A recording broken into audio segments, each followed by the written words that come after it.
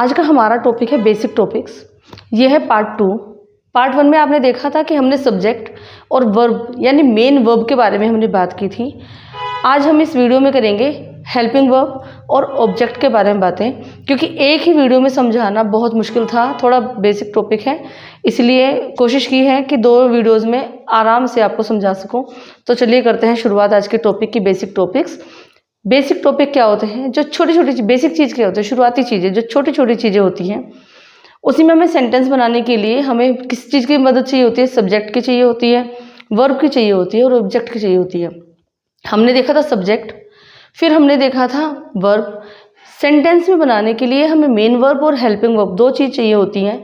Main verb हम पढ़ चुके हैं, अब हमारा नंबर है हेल्पिंग वर्ब्स का। हेल्पिंग वर्ब क्या होती हैं, तो चलिए करते हैं हेल्पिंग वर्ब्स की शुरुआत। देखिए, आपको नाम से ही पता चल गया होगा कि हमारा टॉपिक है हेल्पिंग वर्ब यानी सहायक क्रिया। ठीक है, लास्ट टॉपिक में, लास्ट पार्ट में हमने देखा था कि हमने मेन वर्ब यानी मुख्य क्रिया के बारे में बात की थी। आज हम कर रहे हैं हेल्पिंग वर्ब के बारे में। हेल्पिंग वर्ब क्या होती हैं? देखिए, हेल्पिंग वर्ब वो क्रियाएं हैं जिनसे हमें वाक्य में समय का बोध होता है, काल का बोध होता है। सेंटेंस में जब हेल्पिंग वर्ब आती हैं तब हमें पता चलता है कि बात प्रेजेंट में हो रही है, पास्ट में हो रही है या फ्यूचर में हो रही है। Without helping verb we can't understand about the tenses. अगर हम किसी टेंस में हेल्पिंग वर्ब नहीं लगाएं, सपोज हम यूज़ ही नहीं करें या वो रूल ही नहीं फॉलो करें, तो उसमें क्या होगा, हमें पता ही नहीं चलेगा हम किस टेंस में हैं, किस काल में हैं। तो इसलिए हम हेल्पिंग वर्ब बहुत ज़रूरी होती है। हेल्पिंग वर्ब यानी सहायक क्रिया, और ये सहायक क्रिया बहुत बेसिक चीज़ें हैं। तो मैं आपको बता दूं सहायक क्रिया क्या होती है। देखिए, हेल्पिंग वर्ब सेंटेंस में जो भी हमारी मुख्य क्रिया से पहले क्रियाएं आती हैं, जो वर्ब आती हैं, उन्हें हम कहते हैं हेल्पिंग वर्ब। यानी सबसे पहले हमारा सब्जेक्ट आता है किसी वाक्य में, फिर हेल्पिंग वर्ब आती है, फिर मेन वर्ब आती है, फिर आता है हमारा ऑब्जेक्ट। यानी मुख्य क्रिया से पहले जो क्रियाएं आती हैं, जो वाक्य वर्ड आते हैं, वो कहलाते हैं हेल्पिंग वर्ब। जैसे is, are, am, was, were, has, have, had, have been और हैड बीन। ये कुछ हमारी नॉर्मल मुख्य क्रियाएं हैं जो हमेशा हमारे साथ है। बी, बीइंग, हेल्पिंग वर्ब्स हैं जो हम यूज़ करते हैं अपने वाक्यों में। यानी कुछ भी मुख्य क्रिया से पहले जो भी वर्ड आते हैं। देखिए, हेल्पिंग वर्ब में मैंने आपके लिए समझाने के लिए कुछ एग्जाम्पल लिखे हैं ताकि हमको पता चले कि हेल्पिंग वर्ब क्या होते हैं। पहले हम देखते हैं, सेंटेंस बना रहे हैं हम। तो पहला हमारा सेंटेंस है, वह नाच रही हैं। देखिए, वाक्य को देखकर ही पता चल रहा है कि प्रेजेंट का वाक्य है। क्लियर है? सिंपल आपने बना दिया, मन में आपने बना भी लिया होगा कि शी इज डांसिंग। लेकिन हम कई बार हम क्या होता है ना, हमें सेंटेंस बनाना आ जाता है, हमको लैंग्वेज आती है, लेकिन अगर हमें बेसिक चीज़ें पूछी जाएं कि इसमें आप सब्जेक्ट बताइए, वर्ब बताइए, हेल्पिंग वर्ब बताइए, ऑब्जेक्ट बताइए, तो शायद अटक जाते हैं बहुत से लोग। तो देखिए, वह नाच रही है। रही है मीन्स लड़की है, तो शी इज सिंगुलर है, डांसिंग।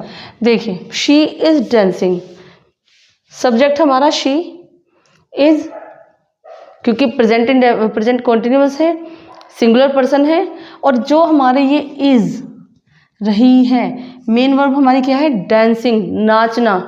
जो मुख्य कार्य क्या करे, नाचने का कार्य कर रही है। और उससे पहले हमारी किस चीज़ ने हेल्प की, ये बताने के लिए कि ये टेंस प्रेजेंट का है, कॉन्टिन्यूअस का है, किसने, इसने। हमारी हेल्पिंग वर्ब ने हमारी हेल्प किया बताने के लिए। अगर हम इसको छुपा दें, इसको हम इरेज कर दें, शी डांसिंग, कुछ भी सेंटेंस नहीं बना। अगर हम इसमें रखते हैं शी वॉज, तो पास्ट में चला गया। इज है तो प्रेजेंट में है। ठीक है, यानी हेल्पिंग वर्ब हमारी हेल्प करती हैं हमें टेंस की पहचान करने के लिए कि वाक्य किस काल में, किस समय में, किस टेंस में है। Is, are, am, was, were, has, have, had, ये सभी मुख्य क्रियाएं हैं। बी, बीइंग, ये सभी मुख्य क्रियाएं हैं जो हमारी मदद करती हैं, हमारी हेल्प करती हैं। इसीलिए हम इनको कहते हैं हेल्पिंग वर्ब, जो मेन वर्ब के बारे में हमें बताती है। सेकंड सेंटेंस पे चलते हैं, वाक्य पे। रीना सो रही थी।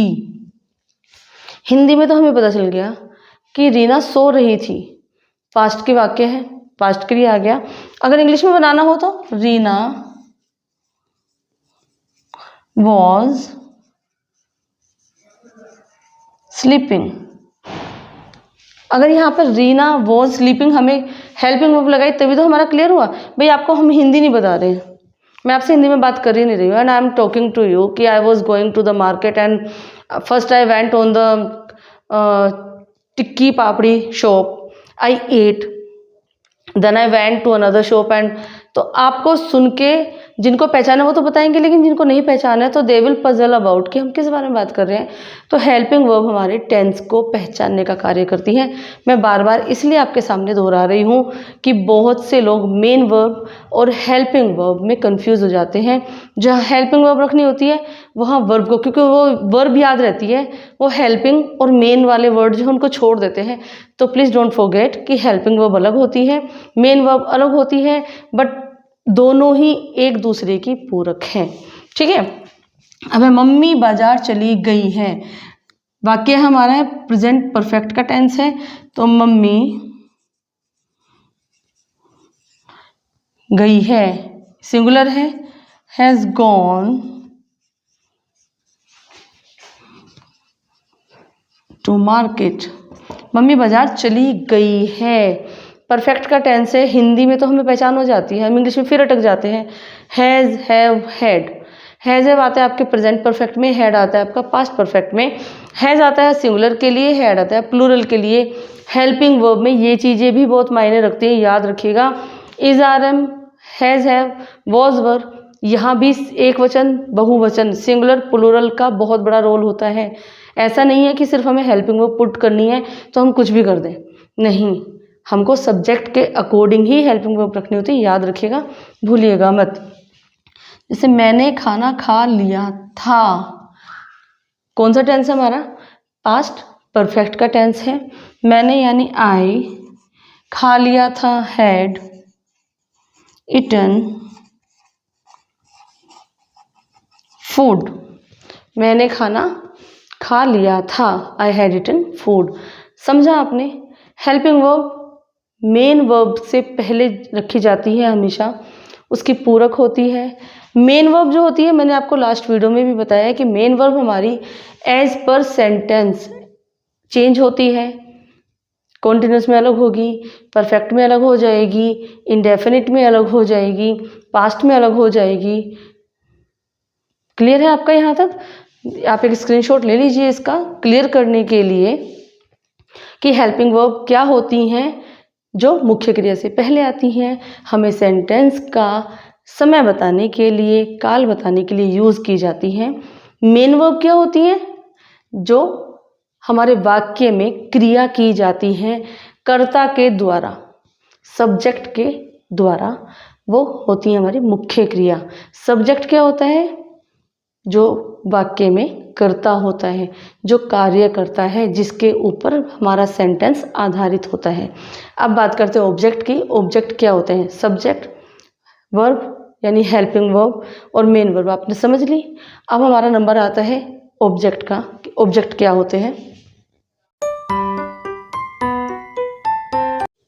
अभी हमने बात की मेन वर्ब की, हेल्पिंग वर्ब की, सब्जेक्ट की।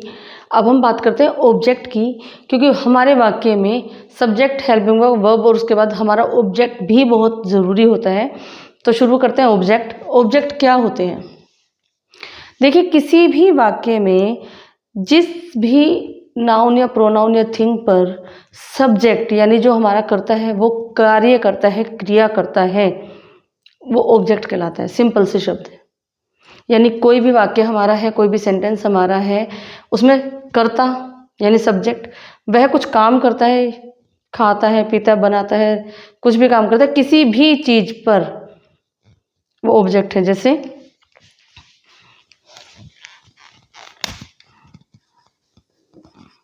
बच्चे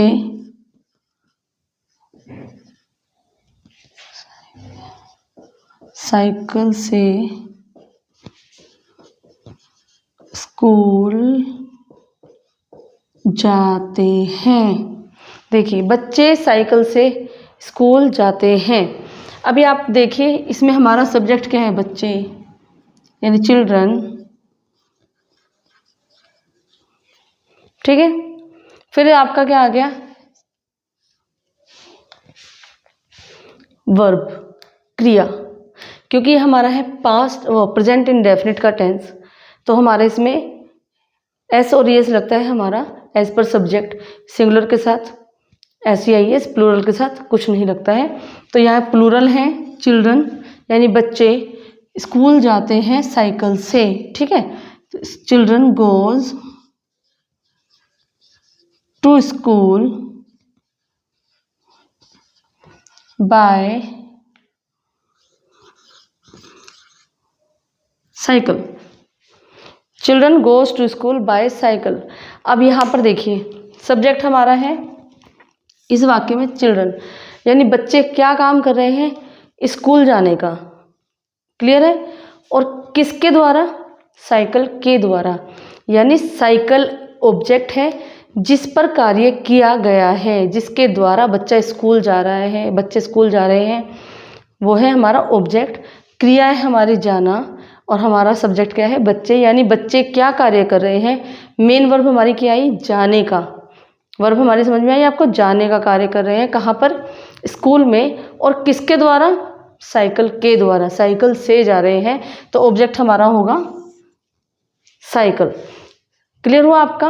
यानी किसी वाक्य में सब्जेक्ट यानी कर्ता अगर कोई क्रिया करता है, वर्ब जो होती है वो कोई एक्शन जो होता है ऑब्जेक्ट के ऊपर होता है, तो दैट इज कॉल्ड ऑब्जेक्ट। मैं खाना बनाती हूँ, आई कुक, मैं सब्जेक्ट है, आई, मैं क्या काम कर रही हूँ, खाना बनाने का, क्रिया क्या है हमारी, कुक, और क्या, फूड। समझ में आया आपको, आई कुक फूड।